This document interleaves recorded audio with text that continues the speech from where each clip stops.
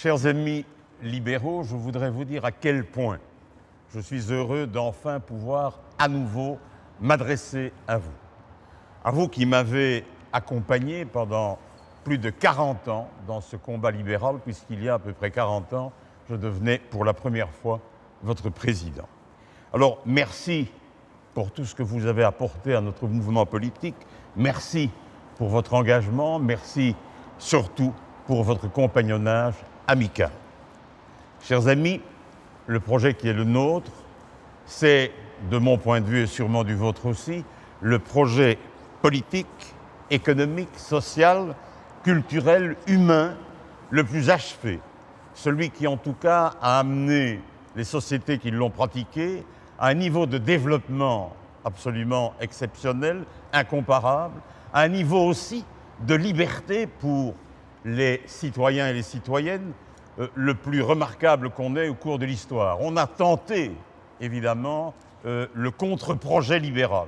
On a vu l'échec partout, on a vu le totalitarisme partout, on a vu la misère, la pauvreté et le malheur partout.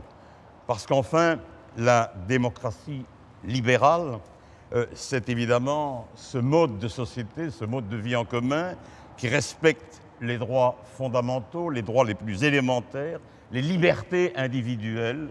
La liberté individuelle, c'est en fait cette richesse intérieure qui brûle en nous, qui brûle en chaque être humain, cette richesse qui fait que l'homme peut prendre son destin librement en main et sortir ce qu'il a de meilleur au niveau où il se trouve.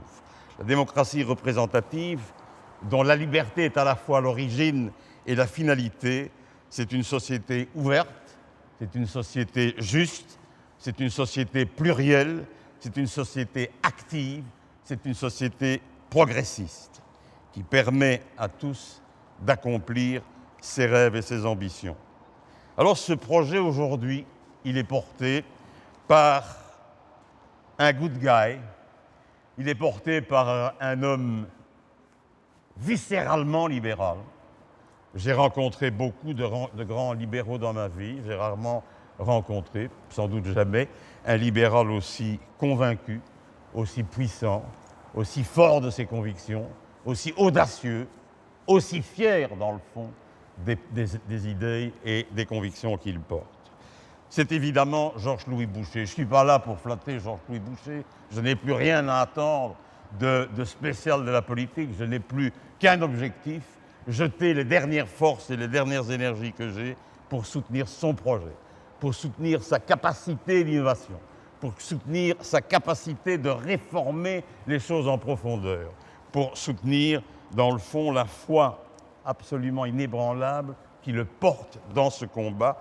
Et je dois vous dire que j'ai déjà souvent dit à ceux qui n'aiment pas son intelligence, à ceux qui n'aiment pas son caractère novateur, à ceux qui n'aiment pas son énergie, à ceux qui n'aiment pas cet attachement viscéral au débat, à l'échange d'idées, à la confrontation, je dis souvent, heureusement qu'il est là.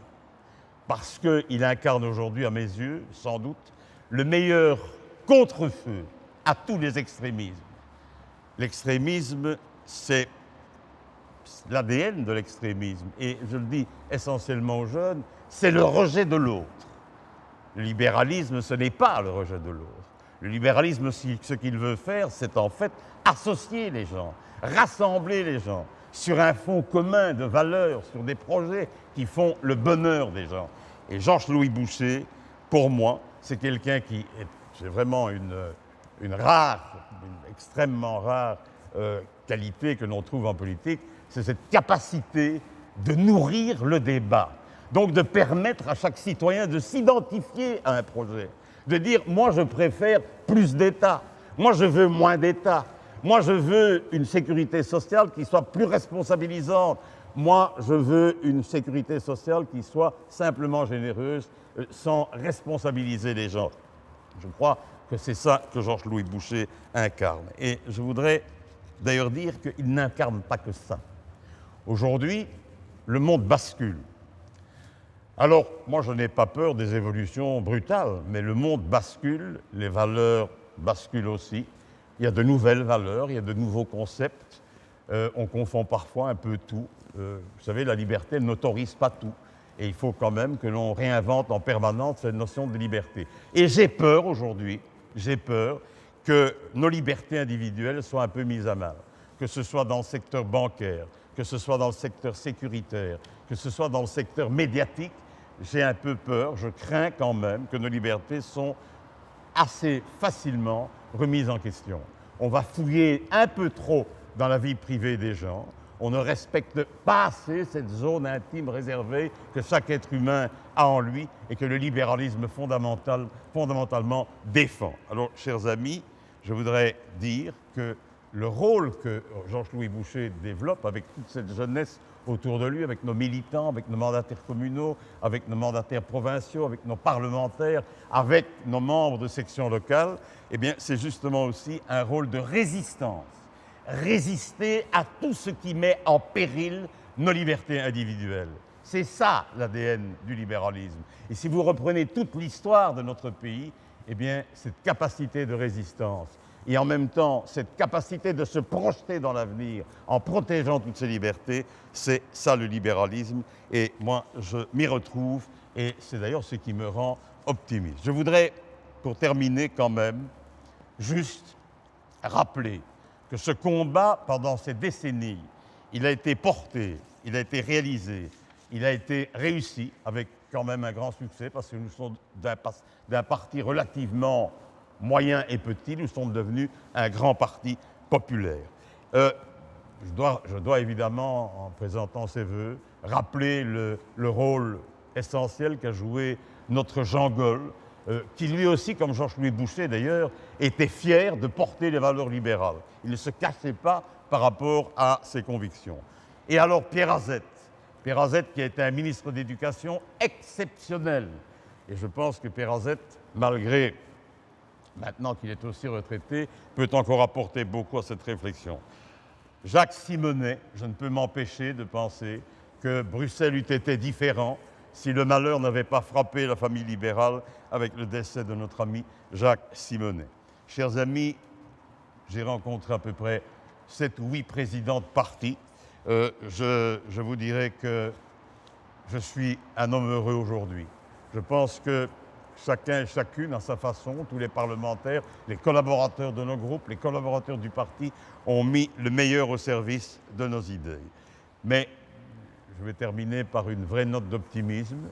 Georges-Louis Boucher a fixé l'objectif électoral à un niveau relativement élevé, bien qu'il sache qu'au début, j'étais un peu sceptique, je trouvais ça une grande ambition. Aujourd'hui, je pense qu'il avait raison. Je pense qu'il est sur la voie pour entraîner la Wallonie, Bruxelles et même le pays dans de vraies réformes, dans une véritable œuvre collective. Et je pense qu'il va réussir. Alors je veux vraiment lui dire merci. Merci à toutes ces personnes qui ont œuvré au libéralisme. Merci à Georges-Louis Boucher. Mon cher Georges-Louis Boucher, vous portez les espérances du peuple libéral, mais bien plus que ça. Vous serez sans doute amené un jour à porter les espérances de tous les concitoyens de ce pays.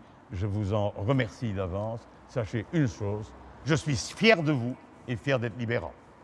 Bonne et heureuse année.